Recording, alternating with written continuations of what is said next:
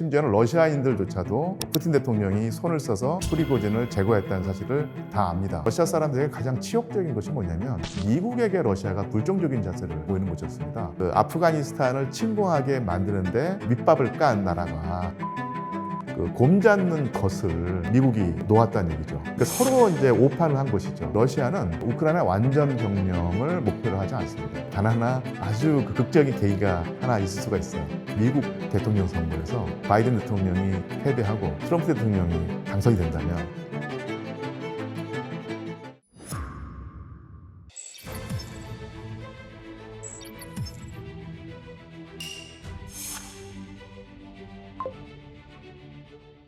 안녕하세요. 상명대학교 류한수 교수입니다. 저는 역사학자이고요. 국가로는 러시아사를 했습니다. 러시아사라고 해서 러시아만 공부하는 것이 아니라 같은 동슬라브인 국가인 우크라이나사와 벨라루스까지도 함께 다루거든요. 근데 이전까지는 러시아, 벨라루스, 우크라이나가 구분되는 나라가 아니었기 때문에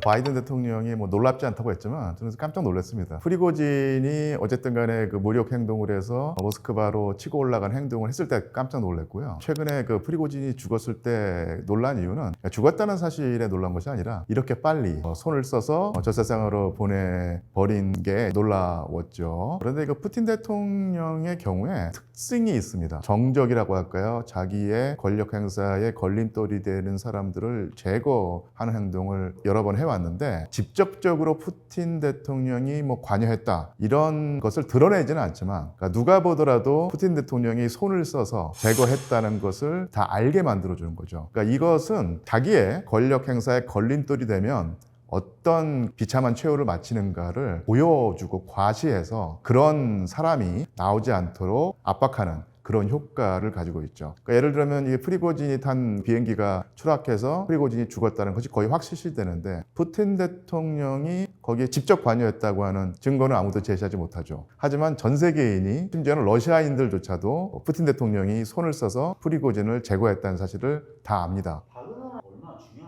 영어로는 PMC라고 하죠. 용병 집단인데 사실은 이 용병 집단을 전쟁에 사용하는 것은 예로부터 흔한 일이었습니다. 굳이 따지고 보자면 정근대 사회에서 서양에서 전쟁을 할 때는 정규군만큼이나 용병들을 많이 사용을 했거든요. 그러다가 프랑스 혁명 그리고 19세기에 들어오면서 국가가 무력을 독점하면서 용병의 사용이 상당히 제한되었었고요. 그래서 이게 20세기까지 왔는데 21세기 들어와서 주로 영국과 미국이 전쟁을 하는 것을 업으로 하는 사형 기업을 허용하고요. 그것을 이용해서 분쟁 지역에 참여하는 어떤 그런 행동을 많이 보여왔습니다. 그러니까 전쟁도 사실은 외주화가 되는 것이죠. 그 전까지는 국가가 군대를 독점하고 키워서 직접적으로 군대를 썼는데 비용을 줄인다는 측면이랄까 할까요? 아니면 신자유주의적인 측면도 있고 또 하나 국가 공권력이 직접 개입하기 상당히 껄끄러운 그런 상황과 지역에서 정규군을 보내기보다는 전쟁 업체를 보내서 문제를 해결하지만 그렇다고 해서 이 국가 권력이 직접 개입했다는 어떤 흔적을 남기지 않는 방식을 써왔는데 이런 방식을 러시아도 결국은 채택하게 되죠. 그리고 그 대표적인 예가 바로 바그너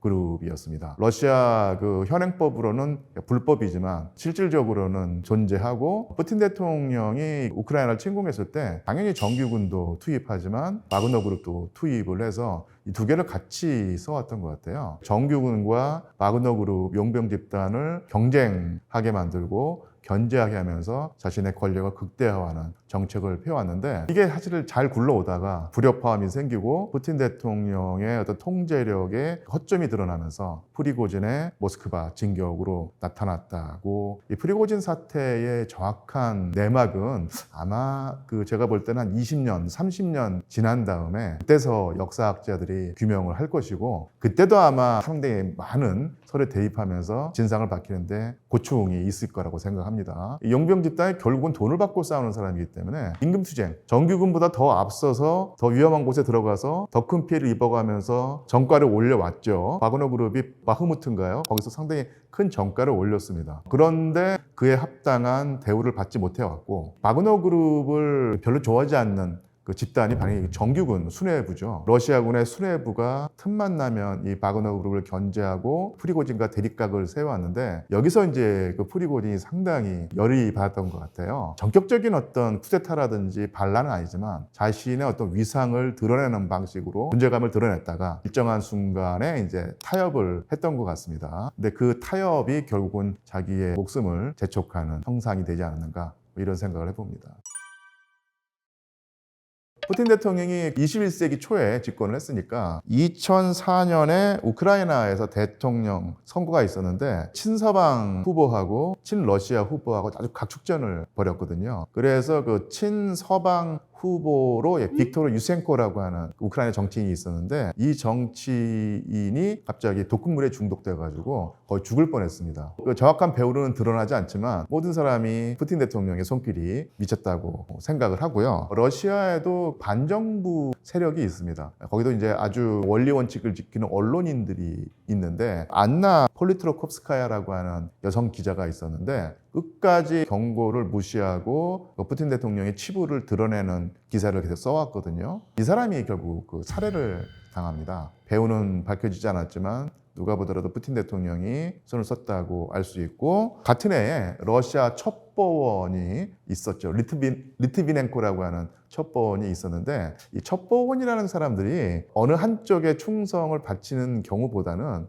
왔다 갔다 하면서 이중첩자, 삼중첩자인 경우가 많이 있어요. 그 리트비넨코라고 하는 러시아 첩보요원이 결국 서방으로 망명을 했거든요. 그 유명한 홍차를 마시고 목숨을 잃었습니다. 러시아 그 야당 정치인으로 그 보리스 넴초프라고 하는 인물이 있는데요. 그러니까 이 넴초프라고 하는 정치인이 푸틴과 대립각을 세우던 사람이었는데 산책을 하다가 암살을 당했죠. 범인을 잡고 보니까 그 체첸인들이었는데 러시아 정부가 사주해서 살해했다는 것이 이제 정론으로 받아들여지고요. 알렉세이 나발니라고 하는 러시아 반정부 인사가 있는데 나발리도 사실 독극물에 중독돼서 죽을 뻔했다가 겨우겨우 살아났죠. 아마 이것도 제가 볼 때는 마음먹고 죽이려고 하면 죽일 수 있었겠지만 그 독극물에 중독되어서 거의 죽을 뻔한 상황을 연출해 놓고 죽이지는 않으면서 하지만은 죽을 수 있다고 하는 경고를 하는 그런 효과를 누렸다고 볼 수 있죠.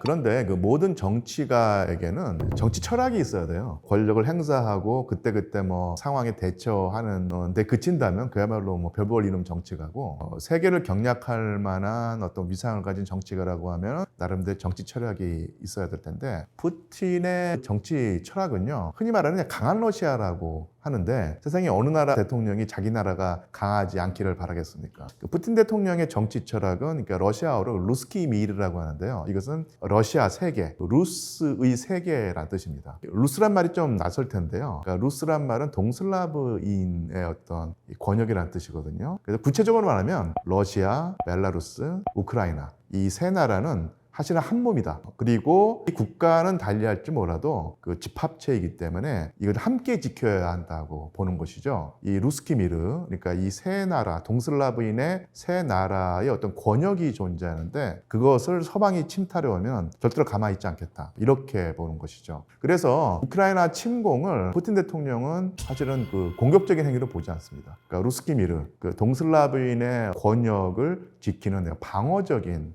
행동으로 본다고 할 수 있죠. 흔히 말하는 것처럼 러시아가 뭐 팽창지향적이다 이렇게 보는 것은 서방의 시각이고요. 푸틴 대통령은 절대로 우크라이나, 벨라루스, 러시아로 구성된 이 지역을 서방 세력이 침탈해 들어오는 것을 좌시하지 않겠다. 이것만은 확실한 것 같습니다. 나토가 사실은 1990년에 원래 약속을 깨고 계속 동쪽으로 확장하면서 동유럽 국가들을 거의 회원국으로 하지 않았습니까? 그러면서 푸틴 대통령이 그 미국에게 원래 약속을 지켜라. 독일에서 확장을 멈춘다고 했는데 왜 계속 확장을 하느냐. 지금까지 동유럽이 그러니까 폴란드라든지 발트해 3국이라든지 헝가리 이런 나라들이 체코 이런 나라들이 나토에 가입하는 것까지는 더 이상 문제 삼지 않겠지만 적어도 두 나라는 절대로 건드지 말라고 했어요. 그게 바로 벨라루스하고 우크라이나였습니다. 우크라이나는 절대로 서방 진영 특히 나토에게 넘겨주지 않겠다는 경고를 계속해 왔는데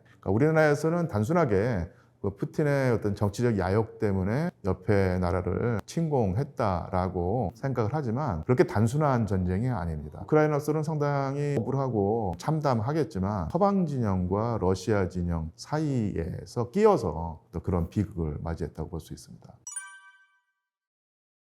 미국과 러시아의 관계는 제2차 세계대전을 빼놓고는 나치 독일을 상대로 싸울 때는 동맹국이었죠. 그때를 빼놓고는 항상 대립을 해왔었고 더더군다나 20세기 후반기에는 냉전 체제에서 아주 극한 대립을 해왔고 옐진 대통령 때야 워낙 러시아가 힘이 없어서 미국에게 이제 굴종적인 자세를 보이면서 다툴 일이 없었지만 다시 이제 푸틴 대통령이 러시아의 힘을 키우면서 대립각을 세우고 있죠. 그런데 국제 정치를 이해하는데 상당히 중요한 인물 두 분의 그 이름을 거론해야 될 텐데요. 첫 번째가 그 헨리 키신저입니다. 그러니까 냉전 때 미국의 국제정치 전략을 짰던 외교통이죠. 지금도 살아있고 아주 정정하신데 또 하나가 그 미국의 정치학자 중에 존 미어샤이머라고 하는 학자가 있어요. 키신저와 미어샤이머가 의기투합한 분석이 있는데 그게 뭐냐면 미국이 유럽에서 너무 러시아를 압박하면 안 된다. 바이든 행정부의 기본 입장이 유럽과 아시아에서 현지 강자를 허용하지 않겠다는 것이거든요. 그러니까 유럽에서는 러시아, 동아시아에서는 중국의 위상을 키우지 않겠다, 억누르겠다는 것인데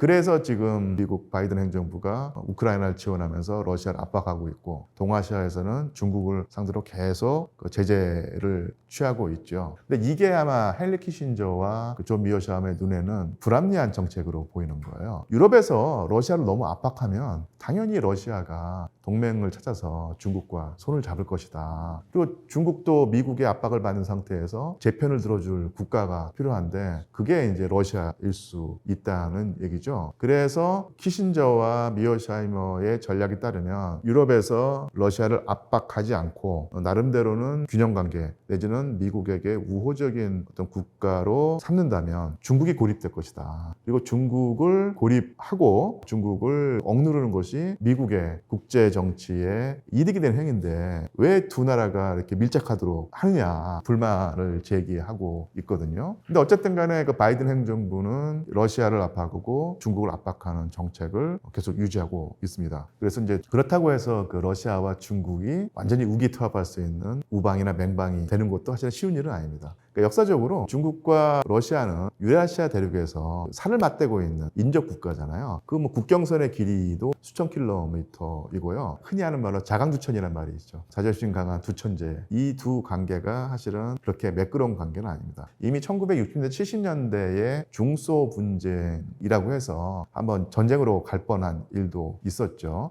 그러니까 푸틴 대통령이 항상 주장하는 것이 뭐냐면 미국의 일극 체제는 민주적이지 않다는 겁니다. 전 세계에서 미국이 하나의 강력한 유일무이한 어떤 초거대 강국 열강으로서 군림하는 것은 지구촌, 그러니까 전 세계에 별로 좋지 않다는 거예요. 다극 체제가 돼야 한다는 주장을 항상 해오거든요. 그러니까 이 다극 체제를 허용하지 않겠다는 것이 미국의 입장인데 그것이 현실화되려고 하면은 상당히 그 정교한 접근과 전략 전술이 필요한데 자칫 잘못하면 그 푸틴 대통령이 말하는 다극 체제가 중국과 러시아의 밀착으로 말미암아서 나타날 가능성이 충분히 있는 것입니다.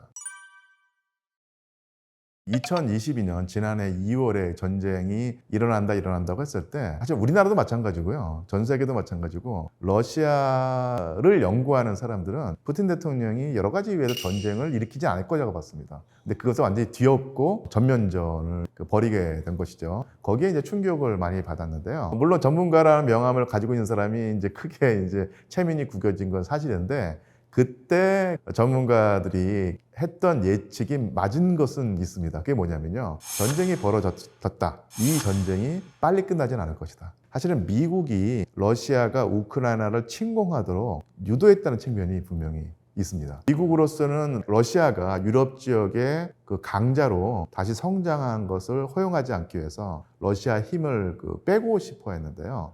충분히 그럴만하죠. 근데 그 방식이 뭐냐면 감당할 수 없는 전쟁을 하도록 만들어서 러시아 힘을 빼놓는 것이었어요. 1979년에 소비에트 연방이 그 아프가니스탄을 침공했다가 거기서 이제 헤어나지 못해가지고 체제가 거덜나고 결국 1991년에 소비에트 연방이 해체됐지 않습니까? 그때 사실은 지금은 거의 모든 학자들이 동의하고 있는 것이 소련이 그 아프가니스탄을 침공하게 만드는데 밑밥을 깐 나라가 미국이었다. 그게 주요해서 결국 미국은 소비에트 연방을 제칠 수 있었다는 것이거든요. 그러니까 비슷한 논리로 우크라이나를 침공하도록 밑밥을 깔아서 그 밑밥을 덥석 물었다, 러시아가. 당시에 그 유행했던 표현이 뭐냐면 그 곰 잡는 덫을 미국이 놓았다는 얘기죠. 근데 거기에 곰이 걸려든 거예요. 러시아가 보통 곰으로 표현되지 않습니까? 아무리 강한 맹수라도 덫에 걸린 이상 힘을 잃고 쓰러지거나 죽을 수밖에 없다고 봤죠. 러시아가 우크라이나를 침공했을 때 전 세계가 비난을 했고요.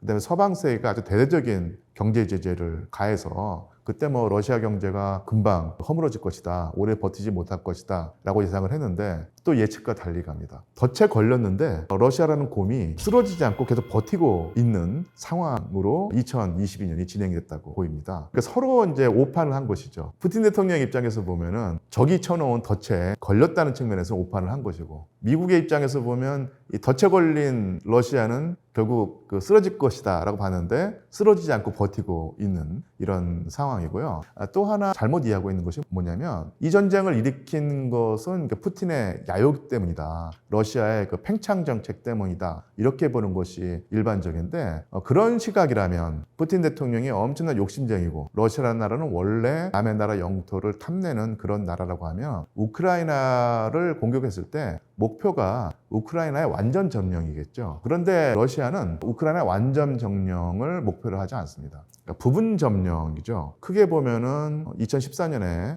크림반도를 차지했고요. 이번 전쟁을 통해서 루한스크라고 하는 지역과 도네츠크라고 하는 지역을 점령하고 남부 쪽으로 더 점령지를 확장했는데 거기서 더 전진하려고 하는 목표는 없는 것 같아요. 전쟁 초기에 우크라이나의 수도였던 키우를 노렸는데 반드시 키우를 점령하겠다는 목표보다는 수도를 공격당하면 당연히 우크라이나의 주력 부대가 수도 쪽으로 가겠죠. 그러면서 원래 목표로 했던 루안스크, 도네츠크, 그다음에 이 크림반도 일대 그쪽 지역을 손쉽게 점령하려는 목적을 달성했다고 볼 수도 있어요. 그래서 러시아의 그 전쟁 목표는 우크라이나의 완전 점령이 아니라 우크라이나가 계속 전쟁에 휘말려 들어서 작동불능의 국가로 만드는 것입니다. 작동불능의 국가를 만들면은 일단 우크라이나가 서방으로 넘어가는 것이 사실 쉽지가 않겠죠.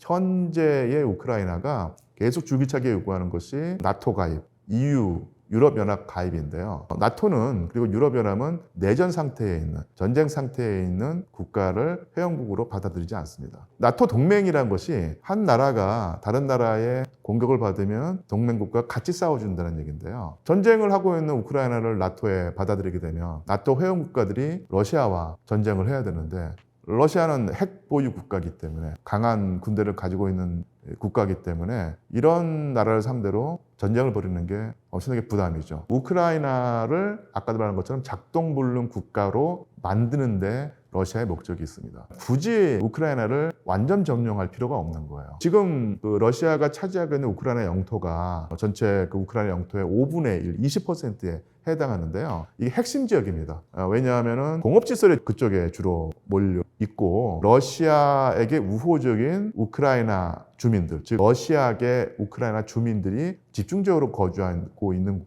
곳이기 때문에 이쪽 지역을 확고하게 차지하기만 해도 러시아로서는 그렇게 크게 미치는 장사가 아니다. 그래서 복잡한 전쟁이기 때문에 전쟁이 쉽게 끝나지 않습니다. 더더군다나 조금 있으면 가을이고요. 가을이면 우크라이나는 진창이 됩니다. 완전히 땅이 질척질척해져서 병력이나 물자가 이동할 수 없는 상황이 되거든요. 그러면 이제 반격이 실패하겠죠. 그리고 겨울이고요. 이런 상황에서는 어느 쪽도 확실한 우위를 점할 수 없는 상황이 되면서 내년 봄까지 갈 겁니다. 계속해서 그 물밑에서 협상이 벌어지게 될 겁니다. 그런데 그 협상이 또 쉽게 끝나진 않겠죠. 우크라이나로서는 잃어버린 땅을 되찾아야 할 것이고, 러시아로서는, 특히 푸틴으로서는 점령한 곳을 계속 유지해야지 내후년에 있을 대통령 선거에서 승리할 수 있을 것이고, 미국도 대통령 선거가 걸려 있죠.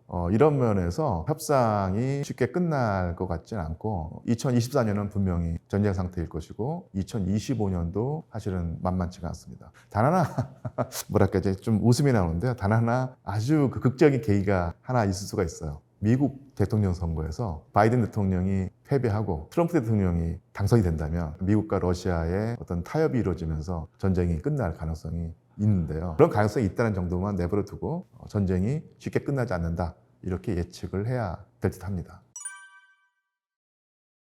푸틴 대통령이 2000년인가 2001년인가 집권을 해가지고 벌써 20년 넘게 집권을 했죠. 처음에는 스트롱맨이었습니다. 그러니까 스트롱맨이 그냥 뭐 건강한 사람, 강한 사람이라기보다는 고압적이고 위압적인 방법으로, 그러니까 독재 체제는 아니지만 푸틴 대통령도 선거를 통해서 선출된 사람이죠. 그렇지만 우리가 생각하는 민주적인 통치는 아니고 비합법적인 방법을 써서 자신의 정치적 의사를 관철하는 이런 정치가를 스트롱맨이라고 불렀죠. 처음에는 이제 스트롱맨이었는데 점점 시간이 가면서 독재자로 바뀌는 상황이 아닌가. 푸틴 대통령이 자란 환경을 생각해 보자면 소련 체제에 충성하는 사람이었고요. 우리 말하면 KGB라고 알려져 있는데 카게베, 그러니까 소련의 정보부서에서 잔뼈가 굵은 사람이었습니다. 소비에트 체제가 무너지고 난 다음에 자기가 충성을 바쳐오던 체제가 무너졌다는 데서 느끼는 실망감도 있었죠. 그리고는 관료, 상트페테르부르크의 시장을 보좌하는 보좌관으로서 외국 자본을 러시아에 유치하는 일을 맡는 관료로서 활동을 하다가 1990년대 러시아의 대통령이었던 보리스 옐친의 눈에 들었던 거예요.